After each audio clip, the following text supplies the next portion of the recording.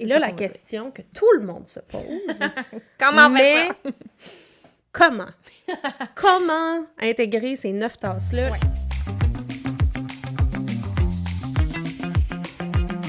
Bonjour tout le monde! Hello! Bienvenue à la cerise sur l'ASP avec la fabuleuse Élie. Et la merveilleuse Élise. Miaou! Bon, je sais pas. Full strident. Pardon pour vos oreilles. Hey, aujourd'hui, je fais juste vous dire qu'on est dans un tournage peu d'énergie, donc on continue notre latte d'un autre épisode, un latte fantastique qu'Élie a fait, et c'est la meilleure en latte, c'est tout ce que je vais dire sur le sujet. Ouais, ben... On vient d'en parler, on dirait, probablement que les épisodes vont être back-à-back, là, fait que vous allez sûrement vous en rappeler, mais je vais toutes vous mettre les infos en description, là. Yes! Et aujourd'hui, on s'en va dans la nutrition. Oui, êtes-vous surpris?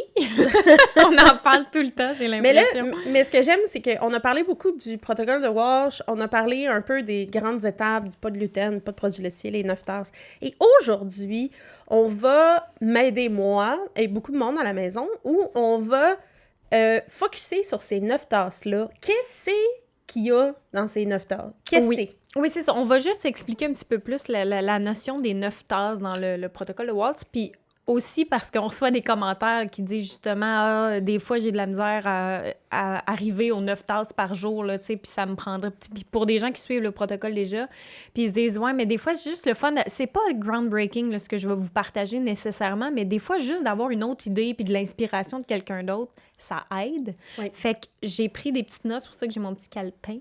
Et c'est ça, je vais vous donner comme mes meilleurs trucs pour arriver très près. En tout cas, ben, le but, c'est d'arriver à 9 tasses par jour.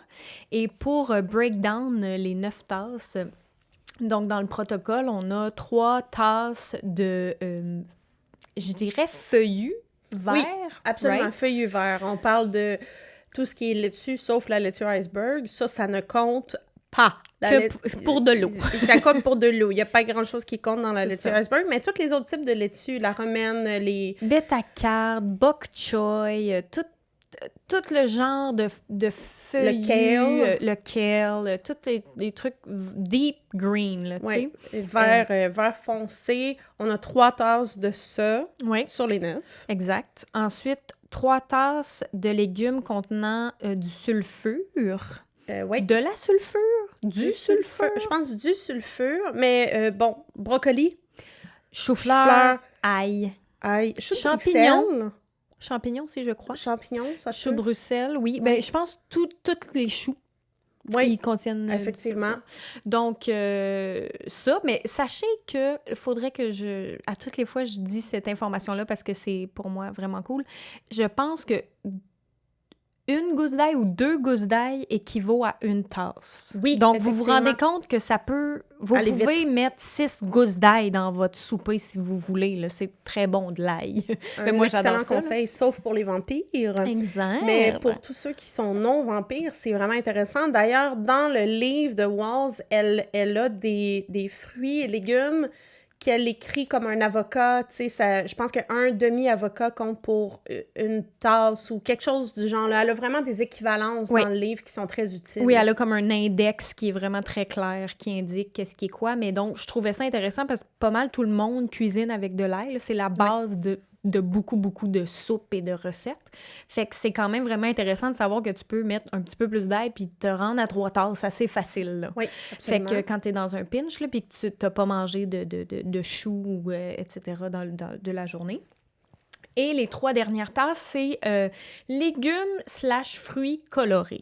Si c'est 9 tasses de légumes, c'est vraiment top. Mais si vous voulez inclure des fruits, c'est des petits fruits, c'est-à-dire des fraises, des framboises, des bleuets, des mûres, des cassis.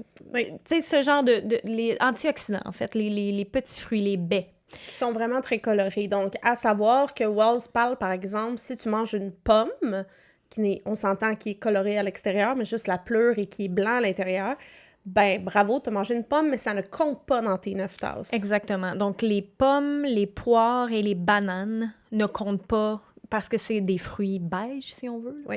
Donc, c'est ça. C'est pour ça qu'on dit c'est 3 tasses de couleur. Donc, là, c'est là que rentrent vos piments rouge, orange, jaune. Mon Dieu, on dirait qu'il y en a 1000. Moi aussi, j'ai un blanc, mais oui. Patates douces, etc. Tout ce qui est pommes de terre aussi régulières, ça compte pas, là, ça. Non, c'est ça. C'est Ça compte pas l'intérieur, pour des la légumes. chair du légume, Exact. des légumes et ou des fruits Ouais. doivent être colorés. Betterave, Donc, on rappelle carottes. 3 tasses de feuillus verts, 3 tasses de, j'allais dire de sulfure, mais Oui. de légumes sulfuriques avec haute conteneur en sulfure et 3 tasses de légumes et ou fruits colorés. Exact. Ça, c'est la base des 9 tasses que Walls dit qu'il faut manger Intégré quotidiennement. intégré à chaque jour. Elle a, parce qu'il y a peut-être des gens qui nous écoutent qui disent « Aïe, aïe, c'est beaucoup. Mais ce qu'il faut savoir, c'est tout ce qui est pain, riz, patates. Elle diminue ça comme à 2 fois semaine. Oui. Donc, en théorie, 1 à 2 si fois. je mangeais 9 tasses de légumes et de fruits par jour, j'aurais vraiment moins faim. Tu sais, on s'entend que ça remplit pas mal. Donc, c'est là que ça fait du sens de dire « Hey, je mangerai pas de riz ou je mangerai pas de patates. » Ça dépend à quelle étape tu es dans le protocole. Il y a 3 oui. étapes. La première étape, je pense que tu peux manger du riz et des trucs sans gluten un petit peu plus librement. Moi, je suis le deuxième step majoritairement, qui est en effet la portion riz ou produits sans produits laitiers. C'est 2 fois par semaine, je pense. 1 à 2 fois par semaine. Il y a des semaines, c'est ça. Il y a d'autres semaines, je mange du pain tous les jours. Là, fait que... C'est ça. Mais c'est juste pour dire, il y en a peut-être qui pensent que c'est beaucoup de quantité, et Walls en parle de ça dans le livre, où est-ce qu'elle dit effectivement 9 tasses, c'est beaucoup. Commencez par manger ce que vous pouvez. Puis en fait, son point, c'est bizarre à dire, mais vous allez comme augmenter votre capacité et vous rendre à 9 tasses éventuellement, mais en coupant d'autres choses. Oui, exact. C'est vraiment, ça c'est très important. Là. Oui. On ne dit pas de rajouter 9 tasses de légumes et de fruits de ce que vous mangez déjà. Ben, c'est parce que c'est ça. Faut que vous mangez quand vous avez faim aussi. Là, on vous dit pas, peu importe que tu aies faim ou pas faim, faut que vous... Non, c'est pas ça, mais il faut quand même que vous mettiez la priorité sur ces 9 tasses-là. Exact. Et C'est là, ça la qu'on veut question que tout le monde se pose, Comment mais comment intégrer ces 9 tasses-là? Ouais. Là, Ellie a des trucs qui sont comme plus faciles. Tu sais, pour elle, c'est ça qu'elle a trouvé qui est le plus facile pour passer ces 9 tasses-là. Mais encore là, c'est dans mon quotidien à Absolument. moi. Puis ça va demander de l'effort, là. Je vous dis pas que vous allez... C'est ça que je le fais pas encore. C'est ça. Vous allez pas vous lever un matin puis vous mettre à cuisiner à tous les repas 9 tasses. Tu sais, ça demande un petit effort, mais c'est des espèces de raccourcis que je vous présente et des idées. Puis le premier que puis je vais y aller comme en genre déjeuner, dîner, souper, blablabla. Le premier que je parle, c'est lui que je donne le plus souvent, c'est le truc que je donne tout le temps, c'est des smoothies. Moi, c'est ce que je mange tous les matins. Et c'est parce que c'est tellement facile de cramer plein de légumes dans un smoothie sans que ça paraisse, ça n'a même pas rapport. Ça va peut-être paraître sur la couleur du smoothie, mais pas sur le goût, ce qui est le fun. Exactement. Oui. Fait que oui, votre smoothie va peut-être être plus brun que vert, dépendamment de ce que vous mettez dedans, là, mais je vais vous expliquer ce que je mets dans mon smoothie le matin. Là. Facile, 2 si c'est pas 3 tasses d'épinards ou de kale. Et là, tu as déjà tes 3 tasses de feuillus là, en une shot. Oui. Et là, dépendamment si j'ai mis du kale, je vais mettre une banane complète parce que le kale a un goût assez fort, puis la banane est sucrée. Donc, je mets de la banane, même si la banane ne compte pas pour mes 9 tasses. Si c'est des épinards, je vais mettre une demi-banane parce que les épinards, sincèrement, ça goûte rien. Là. Vous pouvez en mettre 9 tasses d'épinards dans votre smoothie si vous voulez, puis rajouter des fruits là-dessus, ça goûte pas. Absolument. Fait que je l'ai vécu. Ouais. Je parle d'expérience aussi. Ça, c'est un des meilleurs trucs. Là. Oui. Si vous buvez déjà des smoothies, mais que c'est genre des smoothies fraises-bananes, ben rajoutez-moi 3 tasses d'épinards là-dedans, vous remarquerez pas la différence. Absolument. À part dans la couleur. C'est ça, c'est juste la couleur qui va changer. Les gens autour vont faire « mais ça goûte super bon. » C'est ça, ça goûte rien. Fait que ça. Ensuite de ça, j'essaie de penser en étapes. Normalement, je mets une tasse de fraises parce que ça compte dans ma tasse de fruits colorés. Oui. Je mets presque une tasse de chou-fleur, parce que le chou-fleur aussi, ça ne goûte pas dans les smoothies. Oui. Non.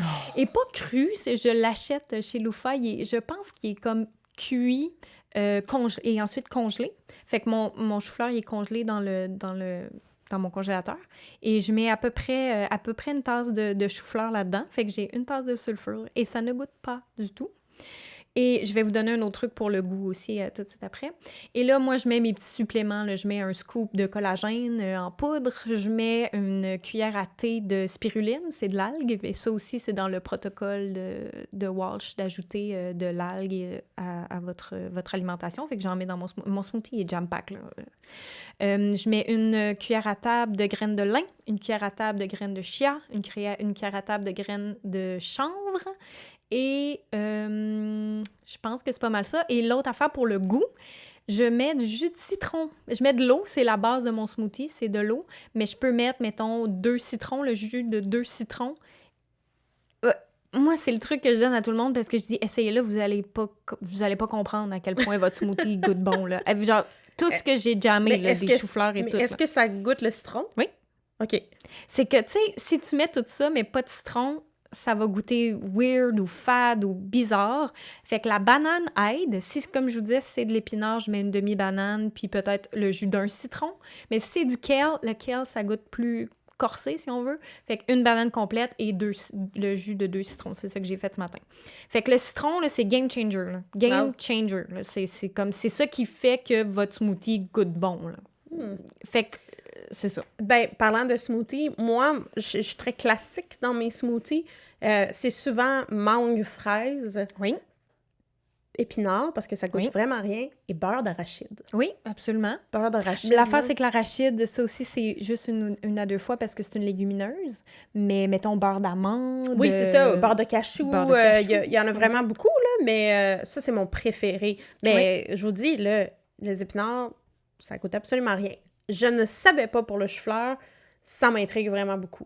Oui, mais moi, je trouve que c'est une bonne façon parce que le sulfure, à part l'ail, des fois, c'est un petit peu plus difficile à intégrer. Oui, là, à 3 tasses. Le chou, etc. 3 tasses, c'est beaucoup. Mais là, comme ce que je vous ai dit, j'ai genre mes 3 tasses de verre, c'est fait. Puis je vais en remanger. Là. Fait que je dépasse mes 9 tasses.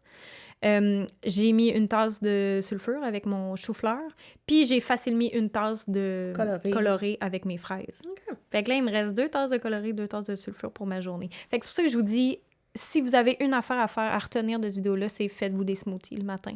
Puis essayez, vous allez travailler la recette que vous allez aimer. Vous pouvez décider de mettre du lait d'avoine ou du lait d'amande. Là. Moi, j'aime pas les smoothies à base de lait. Je préfère eau et jus de citron parce que c'est ma préférence. Ça goûte comme surette, bonbon. Moi, j'adore ça. Mais vous allez voir qu'est-ce que vous préférez. C'est ça, il faut expérimenter. Oui. Puis j'avais aussi noté jus. C'est 100 fois mieux de le smoothie, juste parce que vous avez la fibre des fruits. Quand vous faites du jus, là, vous enlevez la fibre. Fait que c'est pas mauvais de faire votre propre jus, mettons, là, mais de préférence, le smoothie est un petit peu plus consistant et aussi, ben, à mon expérience à moi, va vous tenir en satiété un petit peu plus longtemps. Fait qu'on parle de vraiment un extracteur de jus, là. Je mets mon citron, puis ça enlève juste le jus, puis je mets ma fraise, puis il y a juste le jus de fraise qui tombe. Oui, c'est ça. J'irais plus avec le smoothie, là. Je pense que c'est un excellent point de dire que la satiété va être vraiment différente si vous avez les fibres ou non. Oui, 100 fois. Fait que ça, c'est vraiment mon meilleur truc, là. En tout cas, c'est ce que je dis à tout le monde, là. Les smoothies, ça change vraiment. Puis si vous mangez pas trop le matin ou vous êtes pas down, des fois, moi, je me le fais en collation. C'est niaiseux, là, mais l'après-midi, si j'ai faim, je me fais mon gros smoothie, puis c'est réglé, tu sais. Ça m'arrive d'avoir des phases où je bois vraiment des smoothies le matin, puis souvent, parce que je suis pas quelqu'un qui a énormément faim le matin, mais je commence comme je le fais, puis je commence à le siroter, puis par le temps que j'ai fini, c'est l'heure du lunch, puis j'ai assez faim, tu sais, c'est parfait, là, ça me tient comme tout l'avant-midi, puis après ça, ben, je passe au dîner. Oui, puis si vous êtes comme... entre guillemets, paresseux, parce que des fois, c'est un petit peu time-consuming là, de faire le smoothie que je vous ai dit avec les 1000 ingrédients.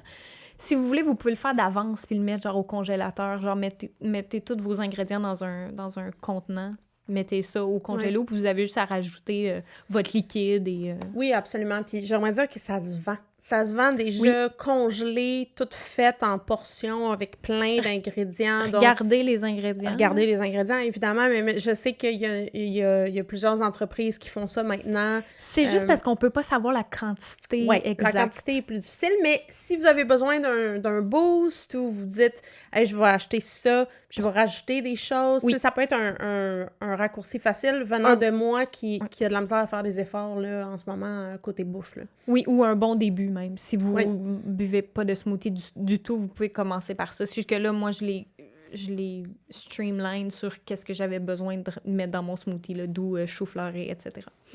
Donc ça, c'est mon plus gros truc.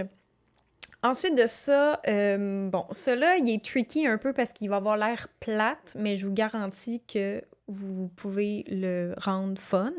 C'est pour soit les lunchs ou les soupers, là, les salades repas ou les bols santé qu'on appelle, là, soit à base de riz ou de quinoa ou de trucs comme ça. Faut arrêter de penser que de la salade, c'est plate. Faut que vous trouviez un moyen de faire que vos salades sont appétissantes et bourratives, si c'est un mot qui existe. Parce que souvent, c'est ça qui se passe. Les gens pensent à de la salade, ils pensent à de la laitue iceberg coupée en dés avec une tranche de concombre, une tranche de tomate, puis c'est réglé. Oui, c'est ça. Faut que vous essayiez de penser aux choses que vous aimez, puis de comment vous pouvez les intégrer à soit votre base de bol santé ou votre base de salade. Exemple, OK? Quand je fais ma salade puis que je reçois des gens, les gens, ils sont comme, c'est donc ben bon, salade-là, puis c'est la salade la plus simple de l'histoire de l'humanité. C'est juste, admettons, j'ai fait des oignons caramélisés. Genre. Fait que là, je mets genre 3 oignons, puis oignons comptent dans sulfure, évidemment. Fait que 3 oignons caramélisés, je m'excuse, mais ça commence gros de même, puis ça finit en tout petit. Fait que genre, tu peux carrément manger 3 oignons en une portion. Là. Fait que c'est pour ça que ça, c'est facile. Je sais pas, ça doit bien compter pour 2 tasses à peu près.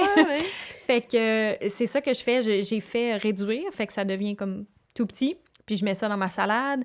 Vous pouvez couper en dés des patates douces puis les mettre au four. Fait que là, ils deviennent un peu comme crispy. Si vous les coupez assez petites, là, ils deviennent crispy puis c'est super bon. Je mets ça dans ma salade. Fait que ça devient comme un peu hardy, là, comme salade. Fait que c'est ça. Faut que vous trouviez les légumes que vous aimez, ou genre, on en parlait tantôt, les brocolis.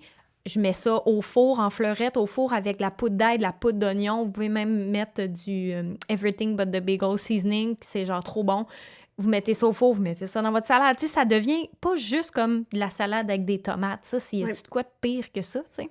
Puis rajouter du poulet, rajouter du saumon, tu sais, c'est comme... Faut juste que vous pensiez un peu outside the box, puis essayez de mettre l'emphase sur... Parce que ça aussi, c'est un truc, mettez de l'emphase sur les légumes que vous aimez. Là. Je vous demande pas de vous mettre à aimer le bok choy si vous aimez pas ça, tu sais.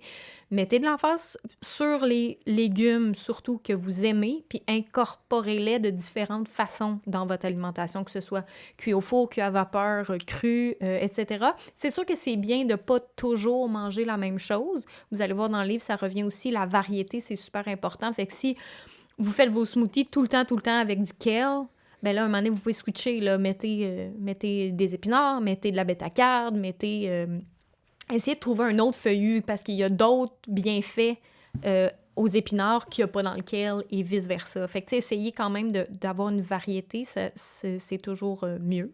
Oui. Ouais, c'est ça. Moi, je suis une de celles qui, dans ma vie, était comme... une salade de repas. Quel mythe! Parce que, justement, j'avais l'expérience de l'iceberg avec 3 tranches de concombre et des petites carottes râpées. Et en fait, ce qui m'a fait découvrir le pouvoir des salades de repas, c'est le resto Mandy's. J'allais dire ça, Mandy's. Mandy's, qui est une chaîne au Québec. Il y a quelques endroits. Je vais mettre le lien. Et en fait, j'ai acheté le livre de recettes Mandy's, qui est des salades. Et là, il y en a de tout type. Tu sais, c'est pas nécessairement... Ce qui est intéressant, c'est que, par exemple, ils ont des trucs... Tu sais, c'est pas sans gluten, c'est pas sans produits laitiers, mais c'est très facile de enlever comme des croûtons ou des remplacer avec du pain. Ou le pois chiche, les croûtons pois chiches rôtis, là, en passant, c'est vraiment, vraiment bon. Bon, légumineuses, c'est pas top dans le protocole, là, mais si vous aimez les croûtons, de temps là, en temps. Ça peut être ça, mais c'est vraiment intéressant. Et tout ce que j'ai fait dans ce livre-là, oh my God, c'est les meilleures salades que moi, j'ai jamais mangées en termes de salade repas. Et ça a complètement flippé mon idée de les salades, ça me tient pas. C'est vraiment des bonnes salades, donc je vous recommande. Je vais mettre le lien en description, merci. Et j'ai vu qu'ils ont commencé à vendre leur vinaigrette en épicerie, donc être sûr que les ingrédients, il n'y a pas de produits laitiers, mais il y en a. Ils sont véganes, non? Il me semble qu'ils sont véganes, mais ils sont véganes, Mindy's. En tout cas, à voir, mais voilà, je pense que tu as raison. On est tellement habitué à des salades plates que c'est comme moi, faut je juste commande sortir de pas. la boîte. À part si je suis au Mendy's, en effet, je commanderais une salade. Mais si je suis ailleurs, puis que je commande une salade, non. Je sais qu'est-ce que ça va être, puis j'aimerais pas ça. Mais depuis que j'ai découvert Mendy's, quand je suis pas loin de Mendy's, c'est ça mon choix. Fait que ça, déjà, c'est extraordinaire. Le but, là, c'est que vos salades, il y ait du goût, que vous ayez le goût de les manger. Fait que pour ça, je dis, mettez de l'emphase sur les légumes que vous aimez, puis faites-les rôtir, ça rajoute de la texture. C'est comme, trouvez quelque chose. Tu sais, les oignons caramélisés, c'est niaiseux, là, mais mettez ça dans votre salade, c'est bon, ça n'a pas de bon sens. J'ai faim. Les sauces au vivre, la sauce Bouddha, puis la sauce dragon, là. Je m'excuse, mais c'est vraiment bon, là, si vous voulez mettre ça sur votre salade, au lieu de juste la salade qui goûte rien. Oui, absolument. Essayez de penser outside the box puis tester vos recettes de salade. Et ensuite de ça, c'est mon dernier truc, c'est cachez-en dans vos desserts et dans vos collations. Je pense que c'est un bon truc aussi avec les enfants, même si j'essaie de pas cacher rien quand je fais manger des trucs à Emiliana. Je veux pas y cacher qu'elle mange des légumes, mais... des muffins aux zucchini, il n'y a rien de plus classique là, qu'un gâteau avec des zucchini dedans. Ça paraît pas pour 2 cents que tu as mis des zucchini dedans. Tu peux le faire au chocolat, tu peux le faire... Tu sais, si vraiment tu veux manger du dessert, là, ou cacher des carottes aussi. Ça se fait bien en purée. Name it, betterave, ça se fait aussi dans les gâteaux. Ce que je trouve vraiment intéressant, c'est que, bon, là, on se déconnecte un peu du protocole. Le protocole est plus sévère, puis c'est comme, on coupe le sucre, puis tout ça, là.